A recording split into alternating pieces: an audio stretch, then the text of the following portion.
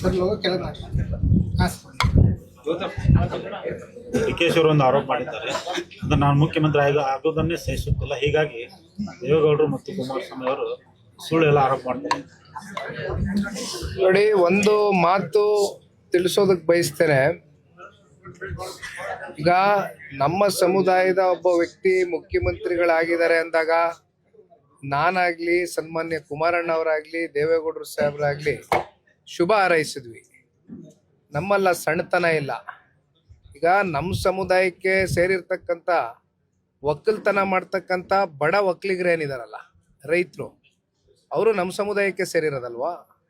ಅವರು ಸಂಕಷ್ಟದಲ್ಲಿದ್ದಾಗ ಅಂಥ ಬಡ ಒಕ್ಕಲಿಗರ ಜೊತೆನೂ ಕೂಡ ನಿಂತ್ಕೊಳ್ಬೇಕಾಗ್ತದೆ ಪಕ್ಷ.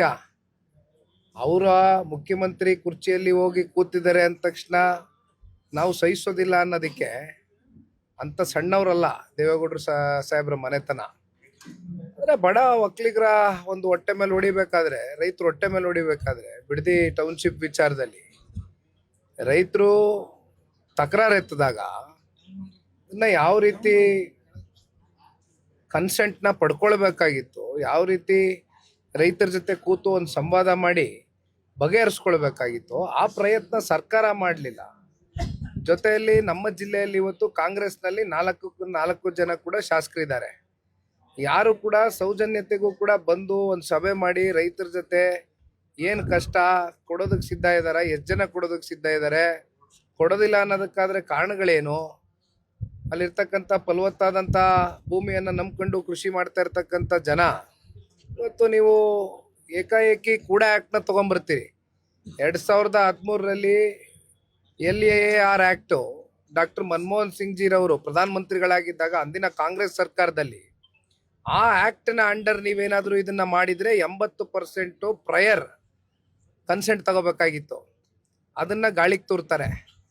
ಅದನ್ನು ಗಾಳಿಗೆ ತೂರಿ ಕೂಡ ಆ್ಯಕ್ಟ್ನ ತಗೊಂಬರ್ತಾರೆ. ಅಲ್ಲಿ ಸೋಷಿಯಲ್ ಎನ್ವಿರಾನ್ಮೆಂಟ್ ಸರ್ವೆ ಇಲ್ಲ, ಇದು ಸೋಷಿಯಲ್ ಇಂಪ್ಯಾಕ್ಟ್ ಸರ್ವೆ ಇಲ್ಲ, ಎನ್ವಿರಾನ್ಮೆಂಟಲ್ ಇಂಪ್ಯಾಕ್ಟ್ ಸರ್ವೆ ಇಲ್ಲ, ಯಾರು ಎಷ್ಟು ಜನ ರೈತರು ಕನ್ಸೆಂಟ್ ಕೊಟ್ಟಿದ್ದಾರೆ ಅಂತಕ್ಕಂಥದ್ರ ಬಗ್ಗೆ ಹೋಗಿ ಯಾರು ಕೇಳಲಿಲ್ಲ ಅಧಿಕಾರಿಗಳು. ಹೀಗಿದ್ದಾಗ ಸ್ವಾಭಾವಿಕವಾಗಿ ರೈತರ ವಿರೋಧ ಇದ್ದಾಗ ರೈತರ ಜೊತೆ ನಿಂತ್ಕೊಳ್ತಕ್ಕಂಥದ್ದು ಕುಮಾರಸ್ವಾಮಿ ಅವರಾಗ್ಲಿ, ನಿಖಿಲ್ ಕುಮಾರಸ್ವಾಮಿ ಆಗಲಿ, ದೇವೇಗೌಡರಿಗಾಗ್ಲಿ ನಮ್ಮ ಧರ್ಮ ರೀ, ನಿಂತ್ಕೊಂಡಿದ್ದೀವಿ. ಅದನ್ನ ಬಿಟ್ರೆ ಇಲ್ಲಿ ಜಾತಿ ಕಾರ್ಡನ್ನ ಪ್ಲೇ ಮಾಡ್ತಕ್ಕಂಥ ಅಗತ್ಯತೆ ಇಲ್ಲ. ಒಕ್ಕಲ್ತನ ಮಾಡ್ತಕ್ಕಂಥ ಬಡ ಒಕ್ಕಲಿಗರ ಜೊತೆನೂ ಕೂಡ ನಿಂತ್ಕೊಳ್ಬೇಕಾಗ್ತದೆ. ಪಕ್ಷ ಗಟ್ಟಿತನದಿಂದ ನಾವು ನಿಂತ್ಕೊಂಡಿದೀವಿ ಅಷ್ಟೇ. ಅಂದ್ರೆ ಈಗ ಜೈಲಿಗೆ ಕಳಿಸ್ಬೇಕಂತ ವಿಚಾರ ಮಾಡಿದ್ರು ಅಂತ ದೇವೇಗೌಡರಲ್ಲ ಅಂತ ಒಂದು ಆರೋಪ. ಕುಮಾರಸ್ವಾಮಿ ಅವರು ನನ್ನ ಬಗ್ಗೆ ಇದು ಸಂಚು ಮಾಡ್ತಾ ಇದ್ದಾರೆ. ಅವ್ರು ನಾನು ಜೈಲಿಗೆ ಗೆಲ್ಲಬೇಕಾದ್ರೆ ಮಾತಾಡ್ತಾರೆ ಇದ್ರ ಬಗ್ಗೆ. ನೋಡಿ, ಕುಮಾರಸ್ವಾಮಿ ಅವರು ಯಾರನ್ನಾದ್ರೂ ಟಾರ್ಗೆಟ್ ಮಾಡ್ಕೊಂಡು ಹೆಂಗ್ ಜೈಲಿಗೆ ಕಳ್ಸಕ್ಕಾಗ್ತದೆ? ನೀವು ನ್ಯಾಯಯುತವಾಗಿ ಸಮಾಜದ ದೃಷ್ಟಿನಲ್ಲಿ ಸರಿಯಾಗಿ ಬಾಳಿದಿರಿ, ಮತ್ತೆ ಕಾನೂನು ಬಾಹಿರವಾದಂಥ ಯಾವುದೇ ರೀತಿಯಾದಂಥ ಚಟುವಟಿಕೆಗಳು ನಿಮ್ಮ ಕಡೆಯಿಂದ ಆಗಿಲ್ಲ ಅನ್ನೋದಾದ್ರೆ ಯಾಕೆ ಹೆದರ್ಕೋಬೇಕು? ಯಾಕೆ ಜೈಲಿಗೆ ಕಳ್ಸಕ್ಕಾಗ್ತದೆ? ಹೆಂಗ್ ಕಳ್ಸಕ್ಕಾಗ್ತದೆ?